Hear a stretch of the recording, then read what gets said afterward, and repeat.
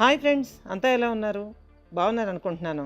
మీ అందరికీ నచ్చేటటువంటి horror ఎలిమెంట్తో horror and mystery కలిపి బాగా దట్టించి రాసినటువంటి మిస్టరీ నవల, అట్లాగే హర్రర్ నవలగా కూడా చెప్పుకోవచ్చండి, మన జయంత సేన.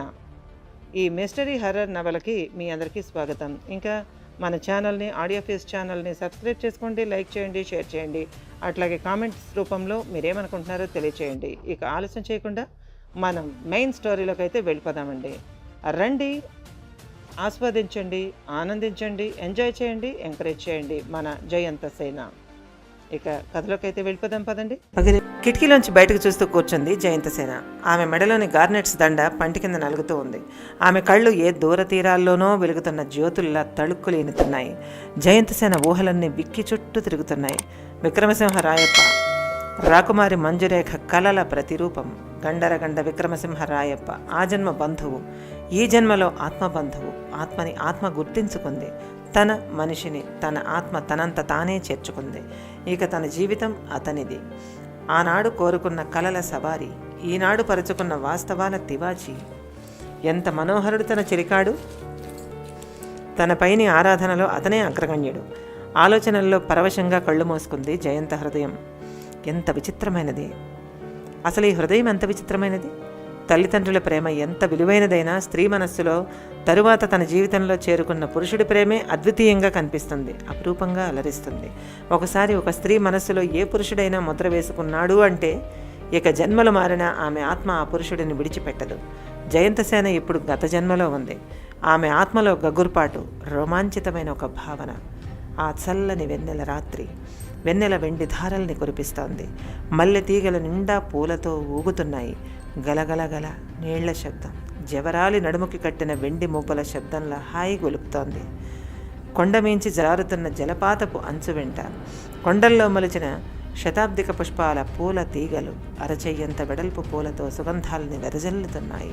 మధురమైన ప్రకృతిలో మరొక వసంతరాత్రి వేళ సమస్త మానవుల మనస్సులు, దేహాలు రాగరంజితమవుతున్న ఆ సమయంలో ఏదో గిట్టల చప్పుడు లయబద్ధంగా వినిపిస్తోంది. జవనాశ్వం తీరికగా నడుస్తున్నట్టుగా వినిపిస్తోంది. ఆ వెనువెంటనే ఎవరివో మెల్లని గొంతుల మాటలు వినవచ్చాయి. మరి కాసేపట్లో ఆ అశ్వం వెన్నెల వెలుగులోకి వచ్చింది.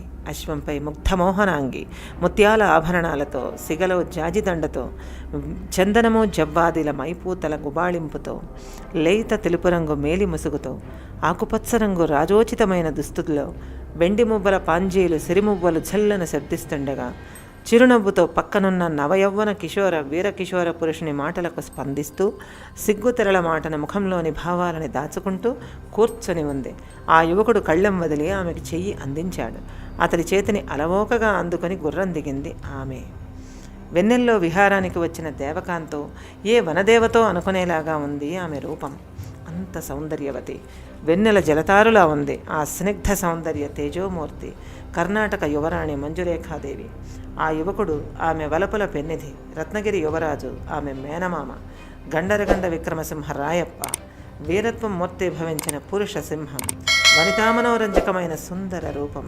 ఆ ఇద్దరు వలపుల ఊసులు చెప్పుకోవటానికి రాలేదు. వెన్నెలలో విరబూసే వసంతరాత్రి శోభల్ని ఆమెకు చూపించటానికి ఎవ్వరికీ తెలియకుండా జలపాతాల అంచుకి తీసుకువచ్చాడతను.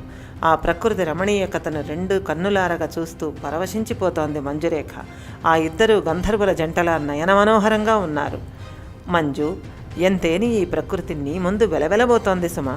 వెన్నెల కాంతి మిక్కుటమా, నీ నగుమోము కాంతి మిక్కుటమా తెలియవలనంటే చిక్కు ప్రశ్నే, నవ్వుతూ అన్నాడు విక్రముడు. అతడు నవ్వుతుంటే మీసకట్టు గమ్మత్తుగా కదులుతూ ఉంది. మనోహర రూపం. అతడి కళ్ళు యువరాణికేసి ఆరాధనగా చూస్తున్నాయి. సరిసరి కోణంగి మాటలకేమీ లేమామా. ఈ ప్రకృతి రామణీయకతను ఆస్వాదించనిచో బుద్ధిజీవి మానవుని జన్మ పరిపూర్ణం అవ్వదు కదా అన్నది నవ్వుముఖముతో మంజురేఖ. కోణంగి మాటలు కాదు దేవి, వాస్తవం. పురుషుని జీవితము పరిపూర్ణమయ్యేది తన జవ్వని సౌందర్యారాధనలోనే. నిజం ప్రియసఖి, నీ అందం అసామాన్యం. ఆ అందం నా సొత్తని గుర్తు వచ్చిన క్షణం ఈ రత్నగిరి యువరాజు యావత్ ప్రపంచానికి రారాజు తరుణి. అతడి గొంతు గంభీరంగా ధ్వనించింది. పోతపోసిన విగ్రహంలో ఉన్నాడతను. అతడి ఛాతీ మీద ఎడమవైపు పెసర బద్దంత నల్లని పుట్టుమచ్చ, మరింత శోభగా ఉంది. మంజురేఖ కళ్ళు ఆ ఛాతీ మీద పుట్టుమచ్చని ఇష్టంగా చూశాయి. ఆమె కళ్ళల్లో వింత కాంతి ప్రజ్వలించింది, అనుపమానమైన రాగరేఖ. ఆమె కుడి చెయ్యి ఆ పుట్టుమచ్చని ప్రేమగా తడిమింది. మెల్లగా దగ్గరగా వచ్చింది. అతడి ముఖంలోకి తదేకంగా చూసింది. ఆమె నిండైన అధరాలు మెల్లగా ఆ మచ్చని తాకనట్టుగా స్పృశించాయి. నిలువెల్ల పులకరించింది విక్రమసింహుడి దేహం. కళ్ళు మూసుకొని ఆ క్షణాన్ని ఆత్మలో నిక్షిప్తం చేసుకున్నాడు.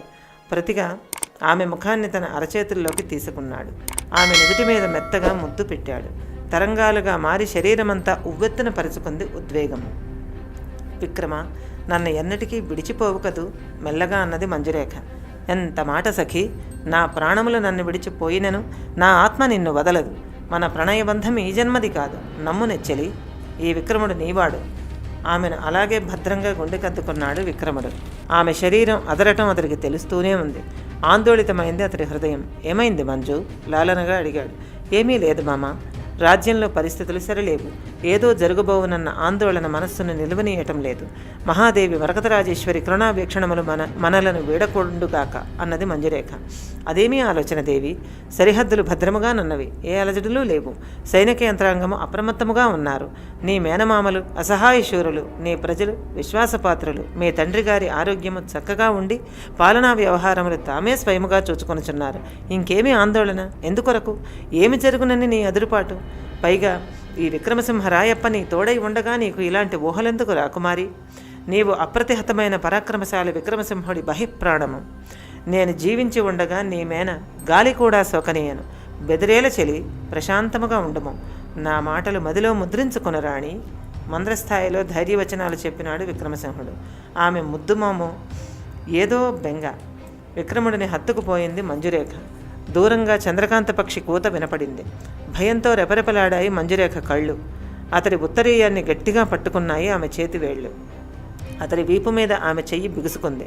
అవును విక్రమ, నీ మాటే నిజము కావలను. ఏమైనా మృత్యువులోనేనను నన్ను ఒంటరిదాన్నిగా చెయ్యవుగా. అదే నా కోరిక. నా ప్రాణములు నన్నదిలిపోవు తరుణమున సైతము నీవు నాతో ఉండవలే. ఉంటానని మాటివ్వు మామ. ఆమె అతడి నుండి విడివడి చెయ్యి చాపింది. లోలోన ఆశ్చర్యపోయినా పైకి కనపడనివ్వలేదు విక్రమసింహుడు. అందుకు సందేహం ఎందుకు సఖీ? జీవితమైనా మరణమైనా నిన్ను విడువను. మన కులదేవత మరకతరాజేశ్వరి పైన ఆన. భూమ్యాకాశములు ఏకమైననో నిన్ను నా ఆత్మ విడువదు, మరువదు. చాలు నా నెచ్చలి. ఏది ఇకనైనా చిన్న చిరునవ్వు పూయించు. ఆమె చేతిలో చెయ్యి వేసి ప్రమాణము చేసి అట్లాగే ఆమె చేతిని పెదాలకు ఆనించుకున్నాడు విక్రమసింహుడు. సంతృప్తిగా ఊపిరి పీల్చుకుంది మంజురేఖ. అవును, ఒట్టేశాడు, ప్రమాణము చేశాడు. పెట్టను అన్నాడు. జయంతసేన మనసులో అలనాటి జ్ఞాపకం తీపి ముల్లులా గుచ్చుతూ ఉంది. ఆమె ఆత్మలో పూర్వజన్మ వర్తమానం కలిసి ఊగిసలాడుతున్నాయి. తిరిగే చక్రంలోలాగా మార్చి ఆమెను తోస్తున్నాయి. ఆ భావజాలానికి ఉక్కిరిబిక్కిరైంది జయంత. అవును, ఆనాటి రాత్రి చేతిలో చెయ్యి వేసి ప్రమాణం చేశాడు విక్రముడు. తనవాడన్నాడు. ఏడి, ఎక్కడున్నాడు? కనిపించడే. ఆత్మ వెతుకుతూ ఉంది. పింపిరి పట్టిన గెస్ట్ హౌస్ కిటికీ చువ్వలు, చిన్న సూది చినుకులతో వాతావరణం చలిగా ఉంది. తనెవరు? తేరుకొండి లాంటి ప్రశ్న జయంతలో తలెత్తింది. రాకూడని ప్రశ్న, జీవితాన్ని సుడిగుండంలోకి నెట్టేసే ప్రశ్న. తను సువిశాల కర్ణాటక రాజవంశ వారసురాలు మంజురేఖాదేవి. ప్రజలను కన్నబిడ్డల్లా భావించే యువరాణి, భావి రారాణి. తమ్ముళ్ళు చిన్నవాళ్ళు అవడంతో పాలనా వ్యవహారాలలో చురుకుగా పాల్గొనే రాజతంత్ర నిపుణి. మరి తనకేమైంది?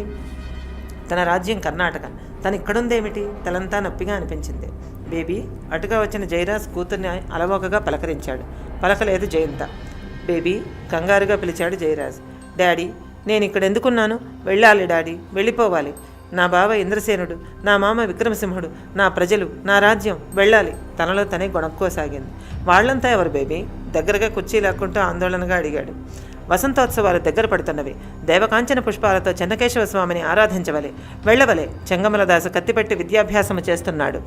అదిగో శ్రీ మరకతరాజేశ్వరి కరుణ కోసం చేస్తున్న వార్షిక ఉత్సవాలు. గొణుగుతూనే ఉన్నది. మణికర్ణిక ఇంకా రాలేదేమి?